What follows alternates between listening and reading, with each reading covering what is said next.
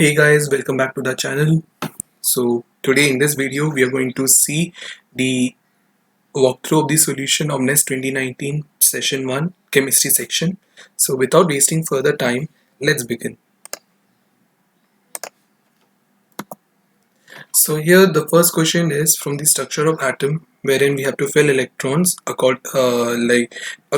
based on the given condition over here. So we all know the standard procedure, standard rules and the notations of principal quantum number, azimuthal and magnetic quantum number, and spin quantum number. And we all know for n equals to 1, 2, 3 and 4 we have 2, 8, 18 or 32 electrons respectively. So the question says if we have an artificial atom where electrons are bound by spherical harmonic oscillator potential, for n equals to 0, 1, 2, 3 and 4 and so on, we have L equals to 0, 2, 4, 6 up to n for the even n, and L equals to 1, 3, 5, 7 up to n for odd n. The possible values of M and S remains the same as in the case of hydrogen atom. So we have to find out the filled shell configuration for this system filling up to n equals to 1, 2, 3, 4 which of the option will correspond to this. So at first instance we get to know that the correct answer is option 3, but it's not. Let's see why. So from a given condition, if we draw a table of it, so we have this principal quantum number and we have azimuthal quantum number, and these numbers indicate the number of orbitals for corresponding azimuthal quantum number. So for n equals to 0, we have only L equals to 0 as our azimuthal quantum number, which corresponds to only one orbital, and we can have 2 electrons filled. For n equals to 1, we have L equals to 1 and we have 3 orbitals in there, and we can fill 6 electrons. Doing so for n equals to 2, 3, 4, we have 12, 20 and 30.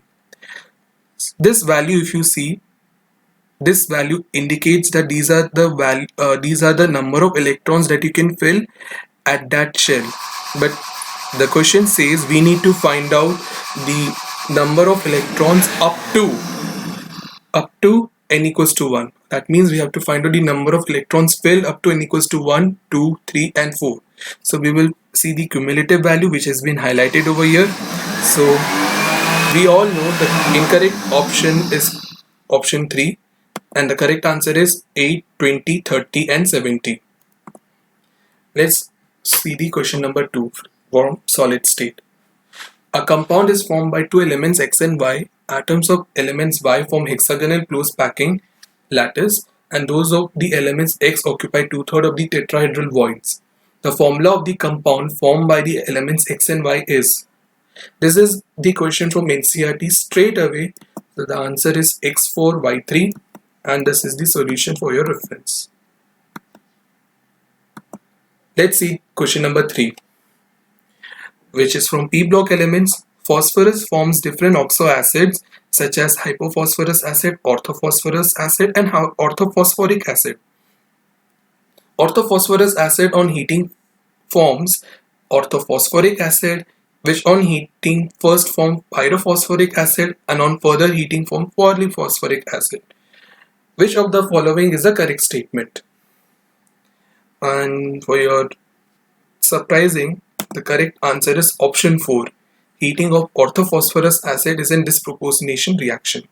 Why this option 4 is the correct option? Let's see. Because if we heat orthophosphorus acid, it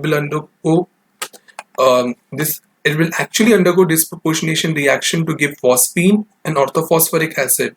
You can also check with their oxidation states, you will get their answer.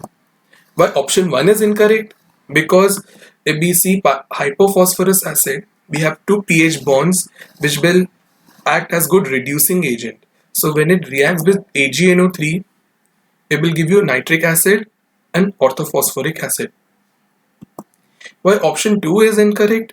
Because the repeating unit is HPO3 and not PO3 itself. And why option 3 is incorrect? This is because the basicity of orthophosphorus and orthophosphoric acid are different. And here the answer is. Let's see the fourth one. It's from equilibrium. Two vessels X and Y contains aqueous solution of weak acid and its salt NaA respectively.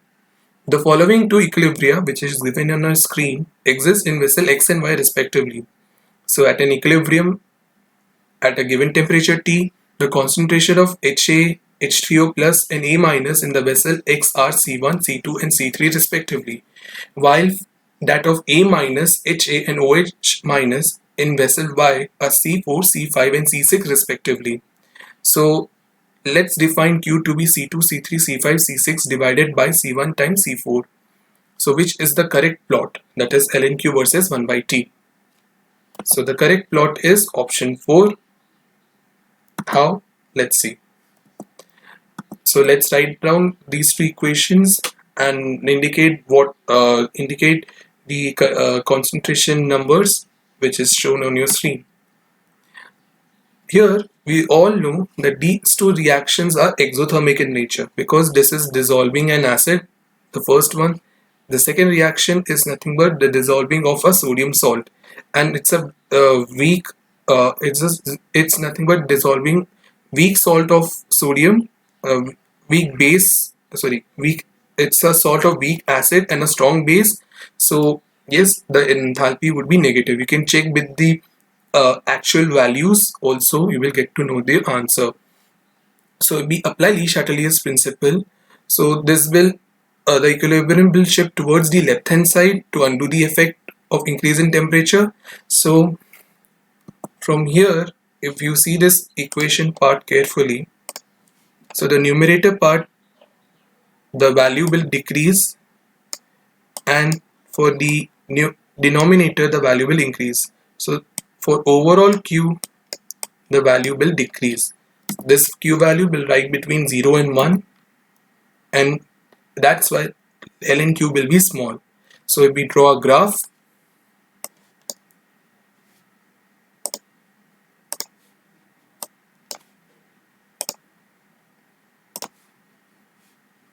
sorry, so yes, if we draw a graph between ln Q and T, you will find that it would be a simple curve. It's like, we can't say it's purely quadratic, but yeah, it's just a curve, it's not a straight line. So if you try to make this inverse, so it may form a straight line, and hence option 4 is the correct option. Let's see question number 5 from thermodynamics. Consider two states A and B of a thermodynamic system. That path 1 represents a reversible process for going from A to B, while part 2 represents an irreversible process for the same. That the work done, heat change and the entropy change for the two following processes are W reversible, dQ reversible, ds reversible, and dW irreversible, dQ irreversible, and ds irreversible respectively. It is observed that the relation dW reversible is less than dW irreversible is obeyed. So the correct statement is, so here the correct statement is option 3. dW reversible plus dQ reversible is equal to dW irreversible plus dQ irreversible. Why this is so? Because from first law of thermodynamics we know dQ is equal to du minus dW, or the change in internal energy is equal to change in heat plus change in work. For the same process that goes on, which is irrespective of reversible or irreversible change, so the internal energy remains the same, and so the equation also remains the same, and hence option 3 is correct. Let's see the sixth one. In an SN2 reaction, the group that leaves the substrate is called the leaving group. The ease of departure of a leaving group is determined on the basis of the acidity of the conjugate acid of the leaving group. The stronger the conjugate acid, the better is the leaving group. The compound having the best leaving group is, these are your choices, and the correct answer is option 2. Why? If we check the conjugate acid option wise, from here we can find the stronger acid, which is the second one, because there is more electronegative difference created in this one rather than in this first option. So yes, second option is correct. Question number 7. Find the major substitution product X in the following reaction. So in such type of questions, what we do is generally we tend to see what are the products formed, because these are reactions wherein we don't know anything about them. So let's see the products and try to analyze it. So if you see this chlorine and this bromine is being substituted by methoxy group. But which one is the correct answer? The correct answer is option 3, because nitro group is an electron withdrawing group. So it will create here the electronegativity difference and make a substitution rather than in bromine. Hence this is the correct answer. Next, from D block and F block elements, question number 8. When a mixture of NaCl, concentrated sulfuric acid, and potassium dichromate is heated, red vapors of compound X are formed. These vapors dissolve in aqueous NaOH to form yellow solution, which upon treatment with AgNO3 gives a red solid Y. X and Y are respectively. So the correct answer is the first one, chromyl chloride and silver chromate. How? Let's see. This reaction that you can see on your screen is nothing but chromyl chloride test, which is used to check the chloride ions in a salt. Next, this chromyl chloride is dissolved in NaOH, which give you the yellow compound sodium chromate, which on treating with silver nitrate will give you silver chromate. Hence option 1 is correct. Let's see question number 9, aldehyde, ketone and carboxylic acid. So this is the reaction given to you. We need to find out the number of theoretically possible products. So everyone will say the answer is option 2, 4.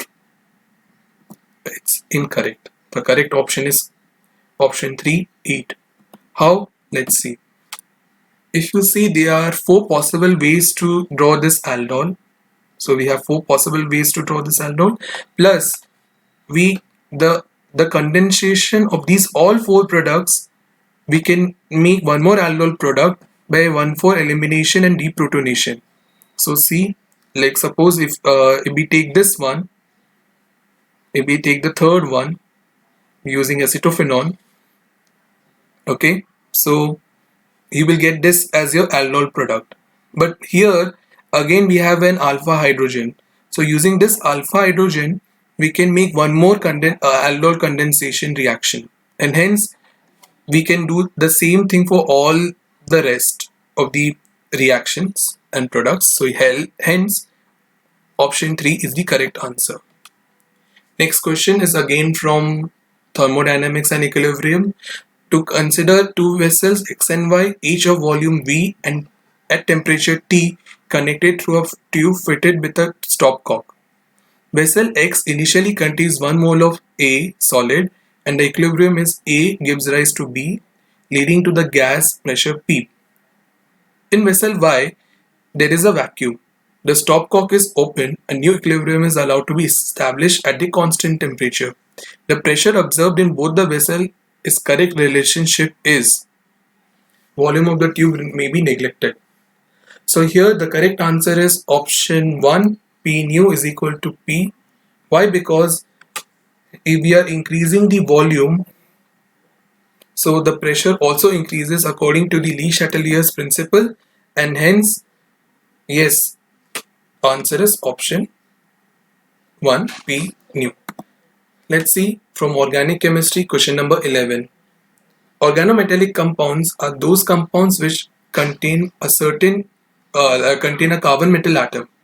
They react as nucleophilic reagents where the carbon bonded to the metal is nucleophilic. Alkyl halides on reaction with some metals give the corresponding organometallic compounds. They undergo metal exchange reactions with appropriate metal halides. In such a reaction, the organometallic compound containing less polar CM bond is formed. Organometallic compounds containing ionic CM bonds are unstable and reacts further during the reaction. Which of the following is the correct statement? So here we have to be very careful. Which of the following correct statements is or are correct? Is or are.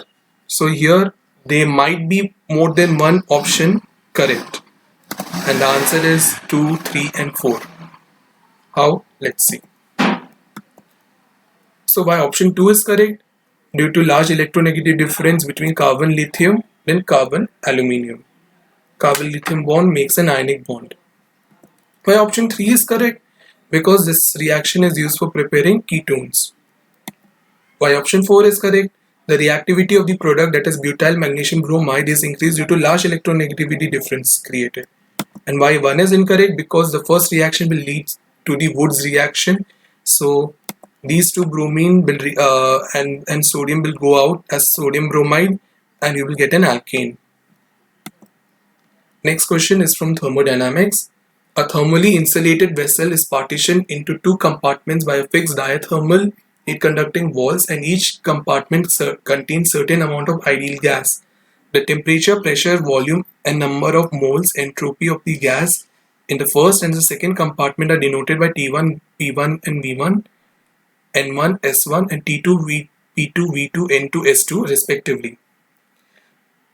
Initially, the temperature of T1 is 400 Kelvin and T2 is 200 Kelvin.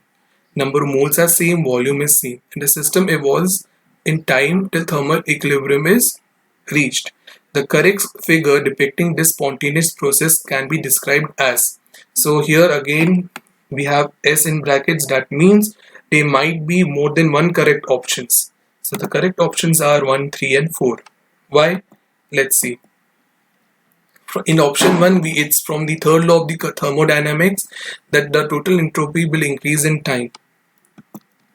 Option 3 is correct because we know from delta S is equal to delta Q by T. So since T1 is greater than T2, so entropy in S1 would be more less than delta S2. That means delta S2 is higher than S1, because of which you can see this graph. This is the correct graph. And option 4 is self-justified because at constant pressure, at constant volume, pressure is proportional to the temperature. So you will see the graph over here. So by the time they reach thermal equilibrium, the pressure remains the same. Next question is again from aldehydes, ketones and carboxylic acid. So this is the reaction given.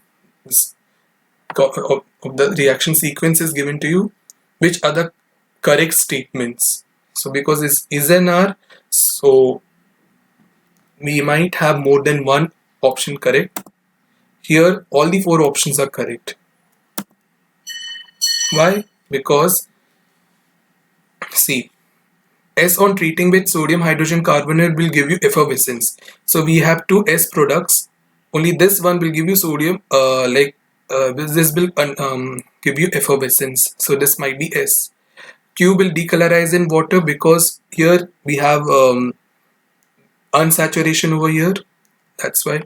Formation of R from Q and S from R involves carbon oxygen bond formation. And yes, because ozone here Q will react with ozone, will undergo ozonolysis, and also R will react with concentrated KOH, will undergo Kenny-Zero reaction, will form carboxylic acid and alcohol. T dissolves in warm KOH, of course that would be correct. Convince yourself. Question 14 is from general principle and process of isolation of elements. So this talks about the blast furnace and syngas over here, like how iron oxide has been formed. When we need to find out which of them are correct statement or statements, again there might be more than one answer correct. The correct answers are 2 and 4.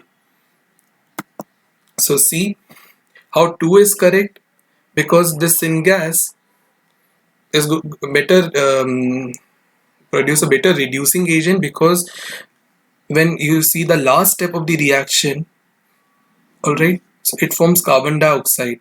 This carbon dioxide can be used to can be again used to produce carbon monoxide. Also, we can use it to react with some other elements to remove impurities.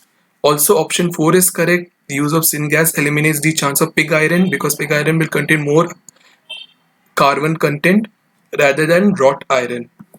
So this is how. So carburizing, that means if you add carbon to the uh, iron, it will form cementite. Like the compound will have a less carbon content, wherein like it forms a iron carbide, but the thing is the carbon content would be very low. Okay, so yes, let's see the last one. It's from DN F block elements. So there's a chart given to you over here, and they're discussing the trends, like as to how this trend changes with increasing nuclear charge. So we need to find out which of the following is or are correct statement. So again, there might be one or more correct statements, and the correct statements are 2 and 3. Why second is correct? Because of course the heat of hydration of chromium is more than titanium because of the size. Because lower the size, higher is the heat of hydration. That is heat of the enthalpy of hydration. Next, the anomalous trend in the radius of calcium ion as shown in the figure is due to occupancy of electron in Eg orbital of chromium. This is also true because calcium the last electrons of calcium will occupy s orbital, whereas the last electrons of chromium will occupy the d orbitals. So yes, this also correct. And of course, if you take out the ions, so calcium will not occupy any of the d orbitals. It will be, and also s orbitals will be also empty. In the case of chromium, there will be one electron left in d orbital. So thank you so much for watching this video. So if you like this video, give a thumbs up to it, subscribe this video, share this video, and there will be, and we are trying our best to upload more videos as soon as possible. Thank you.